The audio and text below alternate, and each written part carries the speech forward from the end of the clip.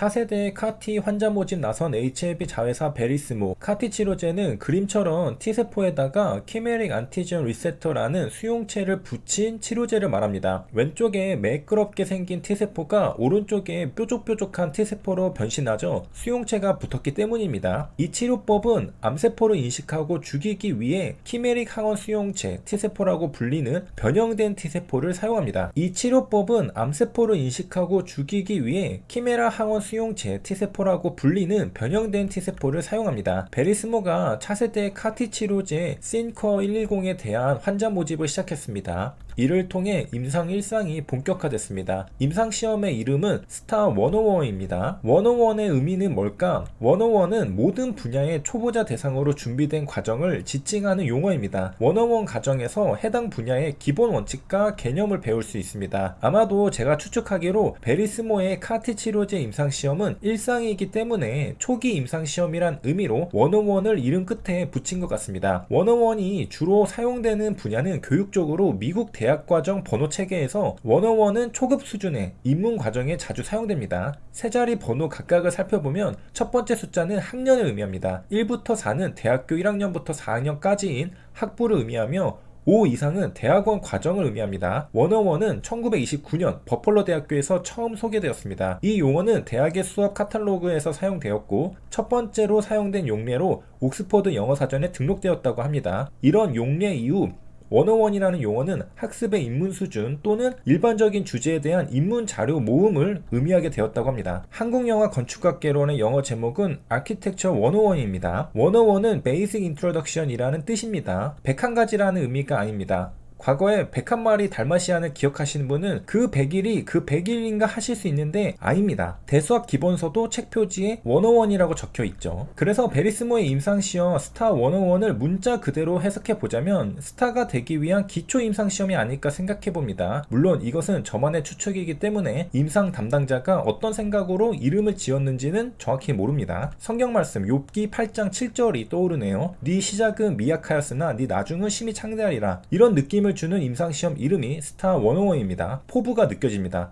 저만 그런가요? 베리스모는 임상 단계에 있는 카티 회사입니다. 시작 단계에 있는 회사답게 스타라는 당찬 이름을 지었습니다. 스테이지란 개발 기간을 의미합니다. 베리스모는 클리니컬 스테이지니까 임상시험 단계라는 뜻입니다. 시판 단계, 즉 커머셜 스테이지는 아니죠. 예를 들어 나브리바 테라피틱스가 커머셜 스테이지 컴퍼니입니다. 나브리바 테라피틱스는 심각한 감염을 치료하기 위한 혁신적인 항감염제 개발에 종사하는 상업적 단계의 바이오 제약회사입니다. 베리스모는 담관암, 남수암 등을 적응증으로 환자 모집을 시작했다고 밝혔습니다. 담관암은 담관에서 발생하는 암입니다. 담관은 간에서 만들어지는 담즙을 심위지장으로 보내는 관입니다. 담즙은 감세포에서 만들어져 간 외부로 나오며 심위지장의 유두부를 통해 배출됩니다. 담관은 간 속을 지나는 간내 담관과 간을 벗어나 심위지장까지 이어지는 간 외 담관으로 나뉩니다. 담즙은 영양소를 흡수하는 데 중요한 소화액으로 간에서 콜레스테롤의 배설 및 해동작용에 중요한 역할을 합니다. 베리스모는 새로운 커카 플랫폼 기술을 개발하는 임상단계 카티 회사이자 펜실베이니아 대학에서 분사한 회사입니다. 펜실베이니아 대학에서 스핀아웃한 회사가 베리스모인데 스핀아웃이란 신규 사업을 분리하여 전문 회사를 만드는 것을 말합니다. 즉 베리스모는 대학에서 떨어져 나와 임상시험 개발 기업이 되었다는 소리입니다. 왜 스핀아웃 하는가? 기업은 규모가 커질수록 의사결정 구조의 복잡성으로 인해 신속한 의사결정이 어렵고 이에 따라 시장의 변화에 대응하기 어려워지는 문제가 발생할 수 있는데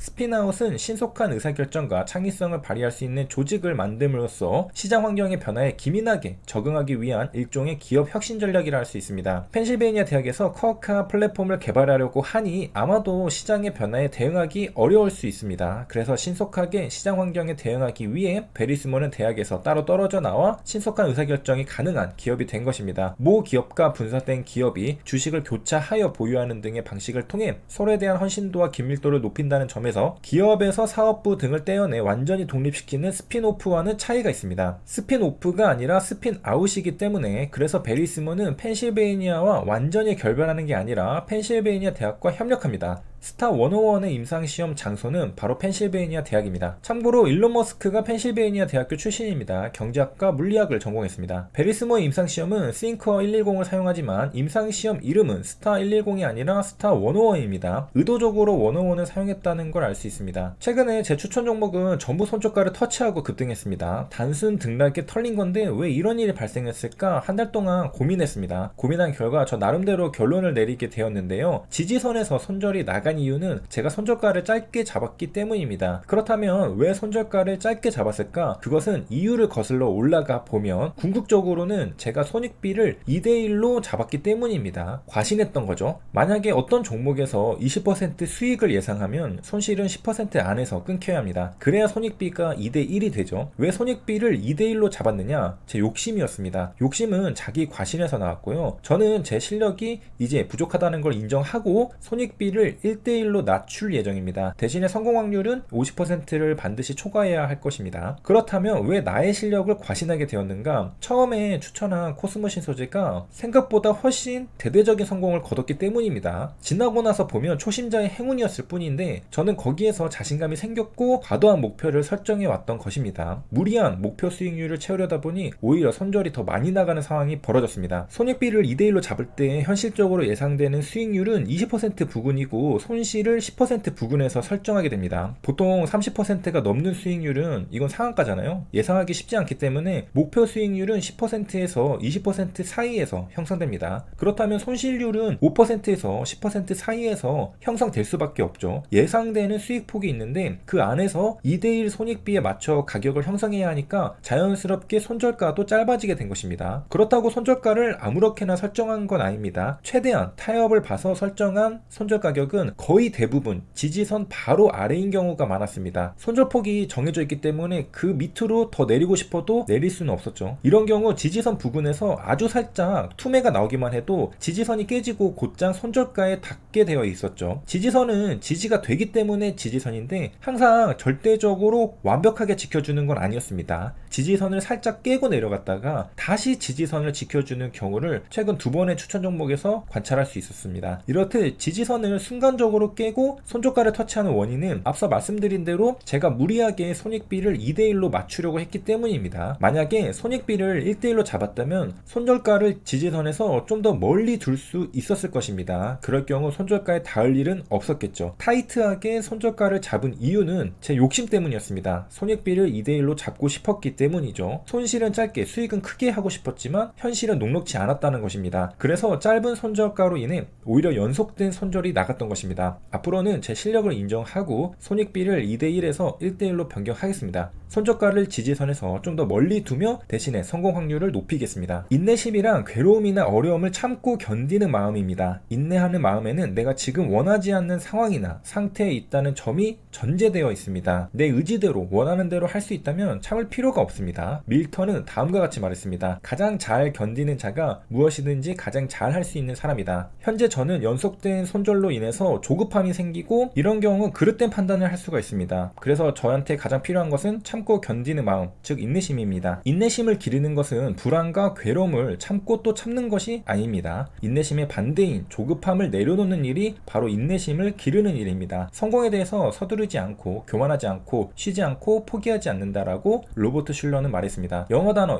impatience는 성급하다, 조급하다, 안달나다, 초조하다, 조바심이 생기다, 참을 수 없다, 갈망하다, 하고 싶어 못 견디겠다는 뜻입니다. 누군가의 실수로 인해 짜증이 나거나 기다려야 하는 느낌을 말합니다. 또는 가능한 빨리 어떤 일이 일어나기를 바라는 느낌을 말합니다. 저는 하루라도 빨리 수익나는 종목을 추천해드리고 싶은 그런 조급함이 있는 상태인 거죠. 참고 견뎌야 하고요. 자비심이 부족하면 증오심이 자라듯 인내심이 부족하면 분노를 쉽게 내뱉게 됩니다. 충분히 오랫동안 고수하기만 하면 원하는 어떤 것이든 할 수 있다고 헬렌 켈러는 말했습니다. 그러나 인내심은 정신적 또는 신체적으로 많은 에너지를 소모하므로 가끔씩은 욕구를 표현하는 일도 필요합니다. 가장 좋은 방법은 생각을 바꾸고 사고를 전환해서 참지 않는 것입니다. 현 상황을 우리가 어떻게 받아들이느냐에 따라 참아야 하는 문제가 참지 않아도 되는 문제로 바뀔 수 있습니다. 웨인 다이어는 현실이 중요한 것이 아니라 당신이 그것을 어떻게 해석하고 무엇을 하느냐가 중요한 것이라고 말했습니다. 초심자의 행운으로 얻은 큰 수익에 취해 마음 한켠에 안심하는 마음이 생겨서 그런지는 몰라도 최근에 연속된 손절이 나갔습니다. 그래서 지금은 조급한 상태입니다. 하지만 꾹 참고 좋은 기회가 올 때까지 기다릴 것입니다. 그리고 기회가 왔을 때 낚아채고 성공하는 것이 조급하게 추천하려다